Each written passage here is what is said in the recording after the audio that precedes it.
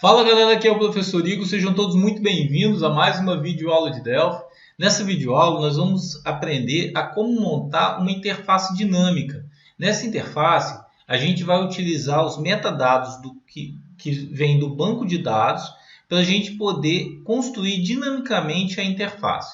Bem, como é que a gente vai fazer isso, né? Primeiramente, a gente já viu a nossa tela base, né? Então essa daqui é a tela base com algumas alterações que eu fiz. As alterações que eu fiz foi adicionar esse dataset provider, uma query e um client dataset. Eles estão conectados um no outro e esse dataset está conectado a esse client dataset, ok? Como a gente pode ver aqui, ok? Então, o que a gente vai fazer agora, né? Eu quero que dinamicamente os campos, a tabela que eu puxar para dentro dessa query, seja distribuído os campos aqui e monte para mim dinamicamente a nossa tela de cadastro. Como que vai acontecer, né? Nesse modelo eu coloquei um botãozinho, tá vendo que tem uma estrela aqui? E nessa estrela, todo o código que faz essa criação dinâmica está aqui dentro, ok? Então vamos clicar aqui para a gente ver como é que funciona o código, beleza? Vocês estão conseguindo ver aí o código, né? Deixa eu dar um F12 aqui de novo. Vamos lá.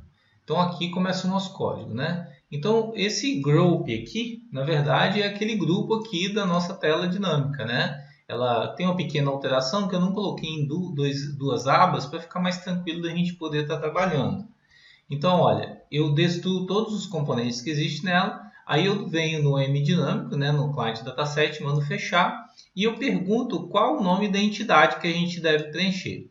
Uma coisa que a gente tem que saber a respeito do client dataset é que ele traz as informações do tipo do dado do banco de dados.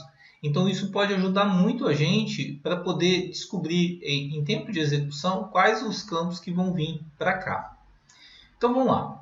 Aqui eu pego qual o nome da entidade. Então aqui a gente vai falar, por exemplo, eu quero fazer um cadastro para a tela de alunos, por exemplo.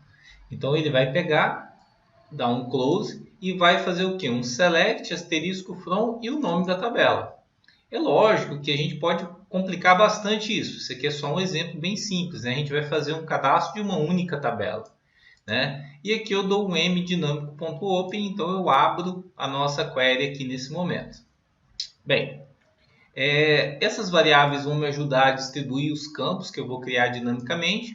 E agora, depois do nosso client dataset aberto, eu vou rodar todos os campos. Está vendo que aqui eu não estou rodando os registros, tá, gente? Isso é importante. Está vendo que eu estou dando um for aqui, rodando o que? Client dataset, field counts, quer dizer, os campos que eu tenho dentro desse dataset.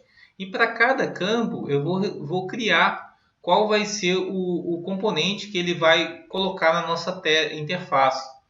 Então, como é que eu faço isso, né? Ele está testando aqui, se tiver um horizontal maior que o tamanho do grupo, quer dizer, se ele passar, né? Digamos assim, se eu tiver um objeto que está passando daqui do tamanho do grupo, eu jogo ele aqui para baixo, entendeu? Então, eu crio ele na parte de baixo.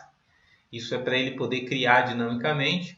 Aí eu testo qual é o tipo do dado. Se for o tipo de data ou datetime, eu posso criar um componente específico para data. Nesse caso, eu não estou fazendo isso, tá? Mas a gente simplesmente cria de um tipo tedit. Mas se eu tiver um componente do tipo data, por exemplo, eu já posso instanciar ele. Vocês estão vendo que eu estou editando, eu estou criando aqui dinamicamente um tdbEdit, tá?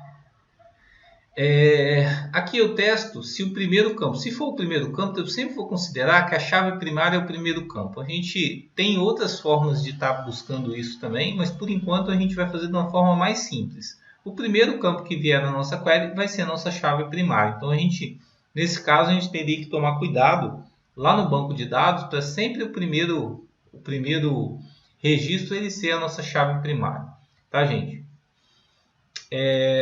Bem, depois de a gente fazer isso, aí ele coloca algumas características, né? Coloca o parent, né? Coloca a posição horizontal, a posição que ele vai ficar verticalmente, né? Que é o local onde ele vai ficar, e o caption. É lógico que essas variáveis elas estão sendo incrementadas, tá vendo? Cada vez que eu passo, ele pega, por exemplo, a posição horizontal que foi criada, mais o tamanho do edit que eu acabei de criar, né? Mais 10 que seria um espaçozinho que eu vou deixar a mais.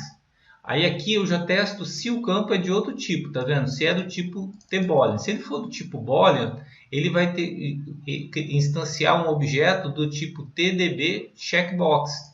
Então ele já vai colocar um checkboxinhos, entendeu? Daqueles para a gente marcar. A mesma coisa ele vai fazer, vai distribuir o campo, vai verificar se está na posição e vai colocar ele para frente, tá? A mesma coisa vai acontecer se ele for de um tipo, aqui ó, todos esses aqui, se for inteiro, tá vendo? Ó, small int, integer, float, string, para todos esses eu estou instanciando o tedit também, tá gente? Então assim, não estou criando complicação nenhuma, mas eu poderia, por exemplo, do tipo float, eu instanciar, por exemplo, um edit diferente, a gente poderia estar fazendo um tratamento diferenciado. Não estou fazendo, mas vocês podem saber que tem como a gente fazer esse tratamento. Feito isso, ele vai para cada campo instanciar e ele também, gente, tem que lembrar, ele faz a ligação com o dataset, então já fica relacionado ao nosso campo. Como eu estou usando a tela base, todos aqueles recursos de insert, update, pesquisa e delete já está incluso também na herança, tá? Então a gente tem que lembrar dessa situação também, que a gente está usando a tela base. Então vamos ver o resultado aqui desse código, né? Eu vou compilar. Só para vocês terem uma ideia, eu tenho duas tabelinhas no banco aqui. Ó. Tem uma de aluno, né? Aqui. Deixa eu pegar as colunas. E tenho essa outra tabelinha aqui, que é a tabelinha de carro, tá? Que tem alguns campos. Então a gente vai instanciar esses dois caras dinamicamente agora aqui. Vamos lá. Eu vou começar com aluno, tá? Vamos pegar aqui, então eu vou colocar aqui, ó, eu vou clicar na estrelinha e vou colocar aluno. Aí eu vou dar um OK. Tá vendo? Então aqui, ó, ele já considera que o primeiro campo ele é a chave, coloca ele amarelinho e não deixa eu editar, tá vendo? E aqui também eu posso mandar adicionar, tá vendo? Ele não vai deixar eu editar aqui dentro desse campo, ó, tá vendo?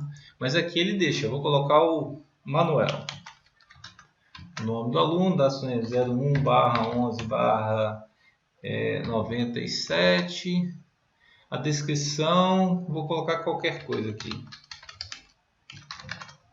E aqui eu posso colocar o tipo booleano, tá vendo? Ó, marcado ou desmarcado e mandar salvar. Vocês vão ver que esse campo já está salvo no banco. Agora olha só, eu não vou mudar de tela, não vou fazer nada. Eu só vou vir aqui e vou falar, agora eu quero trabalhar em entidade diferente. Ver se é entidade carro.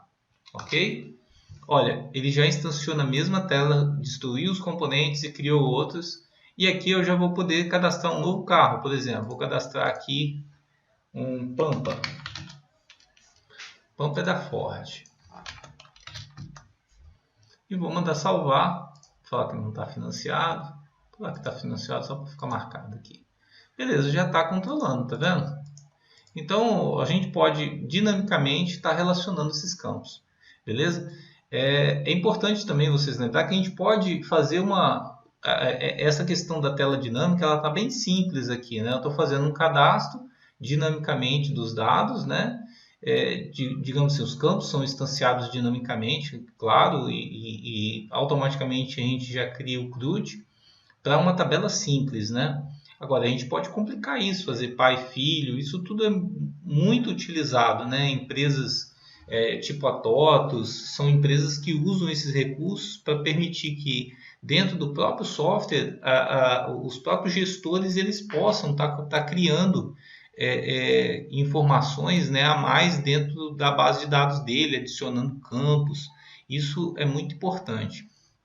É lógico que quando a gente começa a trabalhar com um nível mais apurado de criação dessas interfaces dinâmicas, em vez da gente pegar os metadados do próprio banco de dados, é interessante criar uma base de dados separada só de metadados e outra base de dados que vai ter os próprios dados. Então a gente passaria a ter duas bases de dados, uma de meta-informação, que seria a informação dos dados, e a outra que iria armazenar propriamente os dados. Beleza? Em vez da gente fazer igual a gente está fazendo, né? Que busca as informações direto na própria estrutura da tabela do banco de dados. Beleza, pessoal? Então era isso que eu tinha para falar para vocês hoje. Qualquer dúvida pode entrar em contato. Um forte abraço para vocês.